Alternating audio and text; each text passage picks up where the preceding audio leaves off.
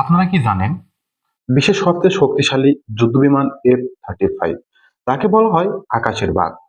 ব্যবহার করতে হলো ইরানের একটি সস্তা ড্রোন মারার জন্য। হ্যাঁ, ঠিকই শুনেছেন।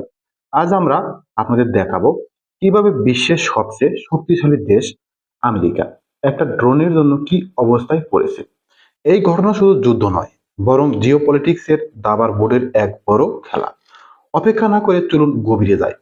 আমেরিকা কি ফাঁদে পা দিল, নাকি ইরান জেনে বুঝেই নিজেদের একটি দাবার গুটি স্যাক্রিফাইস করলো বড় কোনো চালের জন্য?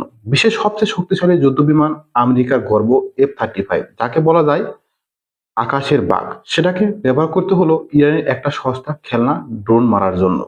এই মুহূর্তে একদম লেটেস্ট ব্রেকিং নিউজ হলো, প্রশান্ত মহাসাগরের বুকে বা মধ্যপ্রাচ্যের আকাশে আমেরিকা ও ইরানের মধ্যে প্রথম সরাসরি ফিজিক্যাল এঙ্গেজমেন্ট বা সংঘাত শুরু হয়ে গেছে।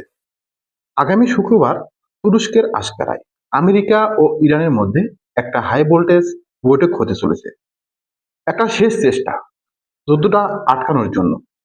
সবাই যখন সেই বৈঠকের দিকে তাকিয়ে, ঠিক তখনই বোমা সিনারিও চেঞ্জ। আজকের এই ভিডিওটা কিন্তু একটা গেম চেঞ্জার, কারণ কূটনৈতিক আলোচনার টেবিলে বসার আগেই যুদ্ধের মাঠে গুলি চলে গেছে। তবে বুলেট নয়, মিসাইল। জিও পলিটিক্স হলো একটা দাবার বোর্ড, আর ইরান প্রমাণ করে দিল তারা গ্র্যান্ড মাস্টারের মতোই খেলছে। কেন বলছি? কারণ যে ঘটনাটা ঘটেছে তা যদি আপনি সাধারণ ড্রোন শুটডাউন ভাবেন, তাহলে আপনি ভুল করবেন। এটা বাংলা ভাষায় ইউটিউবে সর্বপ্রথম আমরাই ব্রেক করেছি, এবং আমি চাই আপনাদের এর গভীরতাটা বুঝুন। দেখুন, গত কয়েক মাসে আমরা শুধু জল্পনা কল্পনা করেছি যুদ্ধ হবে, কি হবে বা হবে না, কিন্তু গত 24 ঘন্টায় যা ঘটেছে তা জল্পনার দিন শেষে সরাসরি অ্যাকশন শুরু। আমেরিকার এয়ারক্রাফট ক্যারিয়ার, যেটা তাদের শক্তির প্রতীক, তার ঠিক মাথার উপরে ইরানের ড্রোন। ভাবুন তো সাহসটা। আজকে প্রথম বড় ব্রেকিং, ইরান ও আমেরিকার মধ্যে অঘোষিত যুদ্ধের প্রথম হামলা। আমেরিকার এয়ারক্রাফট ক্যারিয়ারের উপর ইরানের গোয়েন্দা ড্রোন, এবং পাল্টা জবাবে আমেরিকার F-35 যুদ্ধবিমানের মিসাইল হামলা। ধ্বংস হওয়ার আগে ড্রোনটি কি কি তথ্য পাচার করলো, আসুন একে একে প্রতিটি খবরের গভীরে যাওয়া যাক। সবার আগে কথা বলি মূল ঘটনা নিয়ে। দর্শক, আমেরিকার দাবি করছে তাদের F-35 যুদ্ধবিমান ইরানের একটি ড্রোনকে গুলি করে নামিয়েছে। শুনতে খুব গুরুত্বপূর্ণ মনে হচ্ছে, তাই না? আমেরিকা জিতে গেল? একদম না।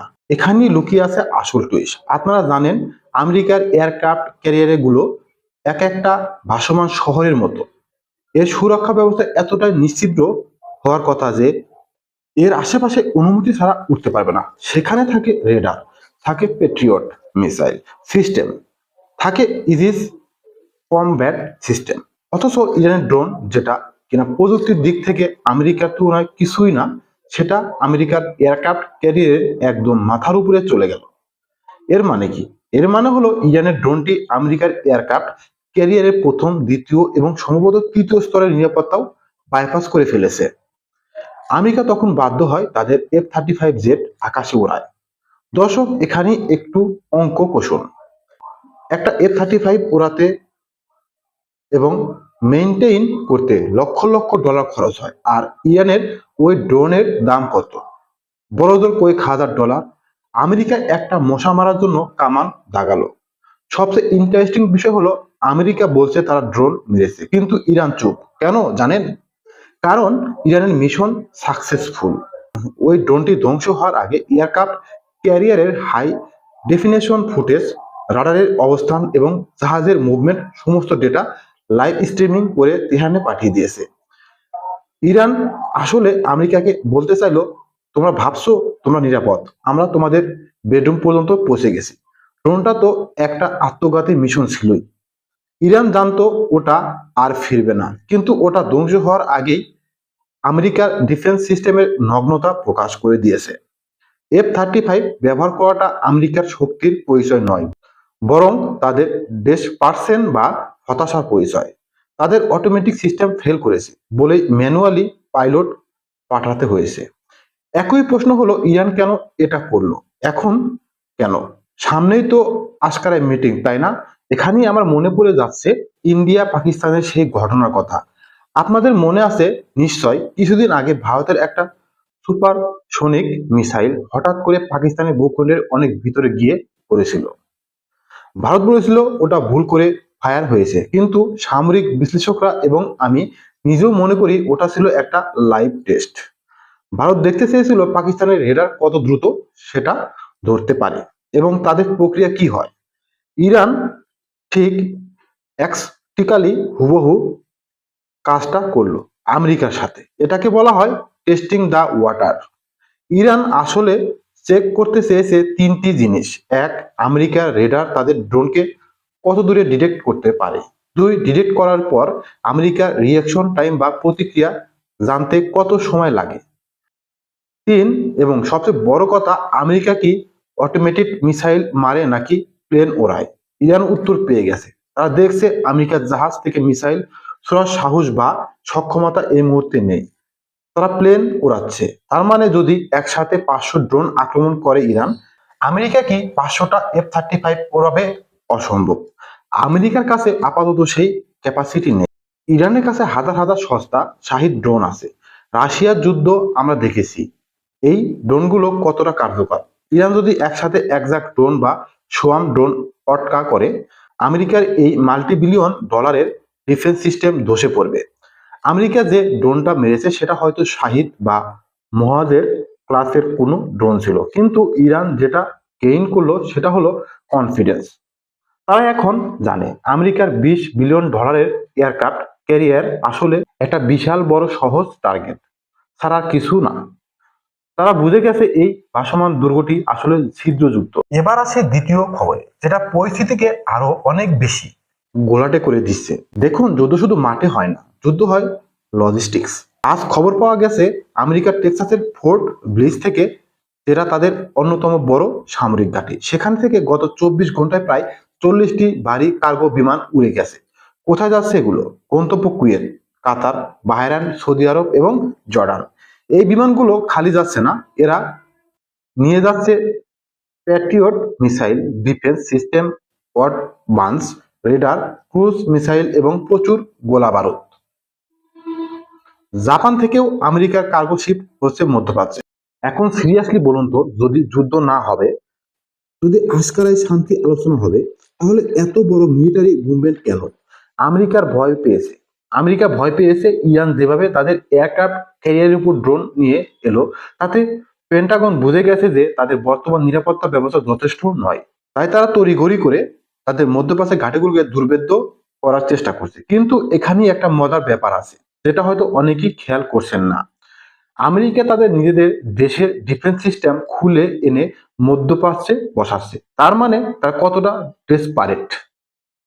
তারা জানে ইরানের কাছে এখন হাইপারসনিক মিসাইল আছে, সেটা দিয়ে ইরান আমেরিকার জাহাজের কি অবস্থা করতে পারে। একটা 70 থেকে 80 কোটি টাকার মিসাইল দিয়ে আপনি কতক্ষণ পর্যন্ত 10 লাখ টাকার ড্রোন মারবেন? ইরান এই খরচের অনুপাতে আমেরিকাকে তো দেউলিয়া করে দেবে। দর্শক, এই পুরো ঘটনাটি কিন্তু বিচ্ছিন্ন নয়। ইরান যখন আমেরিকাকে খোঁচা দিচ্ছে, তখন বেইজিং আরো মস্কোয় কিন্তু বসে বসে পপকর্ন খাচ্ছেন না। ইরানের এই সাহসের পেছনে নিশ্চয় বড় কোনো শক্তি আছে।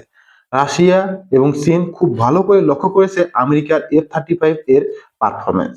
ইরান কার্যত রাশিয়া এবং চীনের হয়ে আমেরিকাকে এখন টেস্ট করছে। আমেরিকার এয়ারক্রাফট ক্যারিয়ার, যার দাম প্রায় $20 বিলিয়ন, তার উপর থেকে উপরে থাকে 500 নাবিক এবং সেনা। F-8 এবং F-35 এর মতো বিমান, সেটা এখন একটা সিটিং ডাক প্রমাণিত। ইরান যদি সত্যি সত্যি হাইপারসনিক মিসাইল মারে, আমেরিকার হাতে সেটা ঠেকানোর প্রযুক্তি খুব সীমিত। আর আমেরিকা সেটা জানে। জানে বলেই তারা একটা ড্রোন ধ্বংস করে চুপ করে আছে। তারা বড় কোনো পাল্টা হামলা করেনি, কারণ তারা জানে এখন যদি ইরানে একটা মিসাইল ছোড়া হয়, তবে হরমুজ প্রণালী বন্ধ হয়ে যাবে আর বিশ্ব অর্থনীতি ধসে পড়বে। সামনে তুরস্কের মিটিং, আমেরিকার টেবিলে বসার আগ পর্যন্ত দেখতে চেয়েছিল, কিন্তু ড্রোন ধ্বংস করতে গিয়ে F-35 ব্যবহার করতে তারা উল্টে নিজেদের দুর্বলতায় প্রকাশ করে ফেললো। ইরান এখন আলোচনার টেবিলে বসবে আপনার হ্যান্ড বা সুবিধাজনক অবস্থান থেকে। তারা বলবে, তোমাদের সেরা ডিফেন্স আমরা বের করে এসেছি। এখন পরিশেষে একটা কথাই বলি, অনেকেই ভাবছেন যুদ্ধ হবে কি হবে না। আমি বলবো যুদ্ধ শুরু হয়ে গেছে। যখন F-35 মিসাইল ফায়ার করে তখন আর শান্তি ব্যবস্থা বলা যায় না। তবে ইরান খুব স্মার্ট, তারা সরাসরি হামলা করবে না, তারা এভাবে ছোট ছোট খোঁচা দিতে থাকবে। তারা আমেরিকাকে উস্কাবে ভুল করার জন্য। আর আমেরিকা যদি রাগের মাথায় ইরানে বড় কোনো স্ট্রাইক করে বসে, তবে মধ্যপ্রাচ্যের মাটি অগ্নেয়গিরি হয়ে যাবে। ইরান প্রস্তুত, আমেরিকা নার্ভাস, আর আমরা দাঁড়িয়ে আছি ইতিহাসের এক ভয়াবহ সন্ধিক্ষণে। এখন আপনাদের কি মনে হয়, আমেরিকা এই F-35 দিয়ে ড্রোন মারাটা কি তাদের শক্তির প্রমাণ নাকি ভয়ের? তুরস্কের মিটিং এ কি সত্যি কোনো সমাধান আসবে নাকি ঝড়ের আগের নীরবতা? দর্শক, স্পষ্ট করে বলা যায়, আমেরিকার F-35 দিয়ে ড্রোন মারাটা তাদের শক্তির পরিচয় নয়, বরং ভয়ের প্রমাণ। কারণ এয়ারক্রাফট ক্যারিয়ার যা $20 বিলিয়ন সমান, তার উপরে এভাবে সহজে ড্রোন উঠতে পারে, এটা তাদের সিস্টেমের নগ্নতা প্রকাশ করেছে। ইরান তার সস্তা ড্রোন দিয়ে প্রমাণ করে দিয়েছে যে খেলাটা এক ধরনের দাবার মতো, যেখানে তারা মুহূর্তে প্রতিপক্ষের দুর্বলতা যাচাই করতে পারে। এখন তুরস্কের বৈঠক আসার আগে ইরান আলোচনার টেবিলে উপরে হাত নিয়ে বসতে পারছে, অর্থাৎ শুধুমাত্র ড্রোন হামলা নয়, পুরো কৌশলী প্রমাণ করছে যে জিওপলিটিক্সের খেলা শুরু হয়ে গেছে এবং আমেরিকা নার্ভাস। ধন্যবাদ আপনাদের সকলকে। আজকের বিশ্লেষণ কেমন লাগলো অবশ্যই কমেন্ট বক্সে জানাবেন, আর ভিডিওটি ভালো লাগলে অবশ্যই লাইক দিয়ে শেয়ার করে দেবেন। নতুন নতুন আপডেট পেতে অবশ্যই চ্যানেলটি সাবস্ক্রাইব করে রাখবেন। আজকের মতো এখানেই বিদায়। সবাই ভালো থাকবেন, সুস্থ থাকবেন। আল্লাহ হাফেজ।